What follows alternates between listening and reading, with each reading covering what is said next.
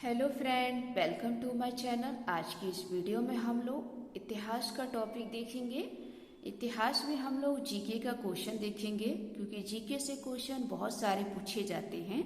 तो आइए देखते हैं। इस वीडियो में हमने दोस्तों जीके के बेसिक पॉइंट है और एक टॉपिक पर 3 से 4 पॉइंट होंगे, जिससे कि आपको ध्यान रहेगा, क्योंकि हर बार ये क्वेश्चन एग्जाम में पूछा गया है। हमने यहाँ पर वही टॉपिक लिया है जो बार बार एग्जाम में आते हैं। तो सबसे पहले यहाँ देखेंगे भारतीय इतिहास के भाग। आप जानते हैं भारतीय इतिहास के भाग दोस्तों 3 हैं। नाम देखेंगे प्राक ऐतिहासिक काल, आदि ऐतिहासिक काल और ऐतिहासिक काल। ये 3 भाग हैं। उसके बाद देखेंगे पाषाण युग के भाग। 3 भाग इसके भी हैं, ये भी क्वेश्चन पूछा गया है। 3 भाग कौन कौन से हैं? पूरा पाषाण काल, मध्य पाषाण काल और नव पाषाण काल। उसके बाद यहाँ देखेंगे हड़प्पा सभ्यता। हड़प्पा सभ्यता दोस्तों इसके कुछ 3 से 4 पॉइंट है, ये आप नोट करेंगे। इसे कांस्य युगीन सभ्यता कहते हैं। भारत की पहली नगरीय सभ्यता है। सबसे पहले कपास उत्पादन हुआ था यहाँ पर, और इस सभ्यता की लिपि देखेंगे तो दाएं से बाएं है। आज के हम लोग देखें दोस्तों, वर्तमान टाइम में हमारी लिपि जो है वो बाएं से दाएं है, लेकिन हड़प्पा सभ्यता में दोस्तों लिपि जो है दाएं से बाएं हुआ करती थी। इसको भी नोट करेंगे, ये भी क्वेश्चन एग्जाम में बना हुआ है। और एक चीज और नोट करेंगे, ये भारत की पहली नगरीय सभ्यता थी।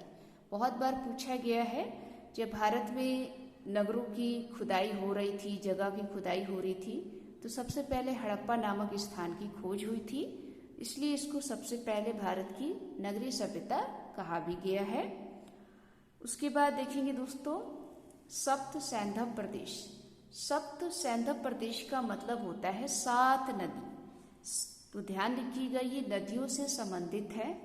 इसमें कुछ नदियां दिखेंगी जो 7 हैं, जैसे सिंधु, रावी, ब्यास, झेलम, सतलज। यहाँ पर आप देखेंगे दोस्तों सरस्वती और चेनाब। ये 7 नदियाँ दोस्तों सप्त सैंधव प्रदेश के नाम से जानी जाती हैं, और एग्जाम में पूछा गया है कि इनमें से कौन सी नदी नहीं है। तो अगर आपको 7 नदियाँ पता होंगी तो आप आसानी से आंसर को ठीक कर लेंगे। तो नदियाँ देख लीजिए एक बार, सिंधु, रावी, ब्यास, झेलम, सतलज, सरस्वती और चेनाब। ये 7 नदियां हैं। साथ ही साथ दोस्तों भारत में आर्य सभ्यता का प्रारंभ भी यहीं से ही हुआ था। भारत में दोस्तों जो आर्य सभ्यता आई थी वो यही 7 सैंधव प्रदेश से ही थी। एग्जाम में पूछा भी गया है कि भारत में आर्य सभ्यता का शुरुआत कब हुआ था या कहाँ से हुआ था। तो ध्यान रखिएगा सप्त सैंधव प्रदेश से। उसके बाद यहाँ पर देखेंगे वैदिक सभ्यता के काल। दोस्तों वैदिक सभ्यता के काल को 2 भागों में बांटा गया है। ध्यान रखिएगा, ये भी एग्जाम में क्वेश्चन आया है। ऋग वैदिक काल जो 1500 से लेकर 1000 ईसा पूर्व, और उत्तर वैदिक काल जो 1000 से लेकर 600 ईसा पूर्व मानी जाती है। इसको ध्यान रखेंगे। उसके बाद देखेंगे दोस्तों वेदों की संख्या। आप जानते हैं वेदों की संख्या 4 है। ये क्वेश्चन बहुत बार एग्जाम में आया हुआ है।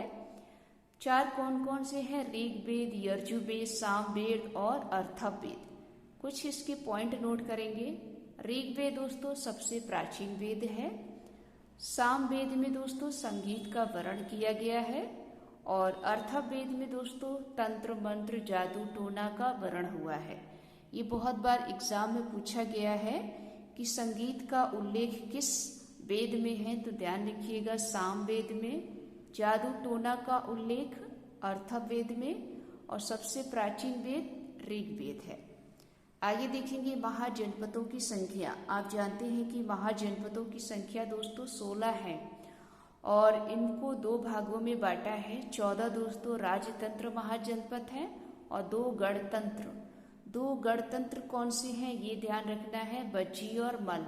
बहुत बार क्वेश्चन पूछा गया है कि महाजनपदों की संख्या में वो 2 महाजनपद कौन से थे जो राजतंत्र थे, गणतंत्र थे।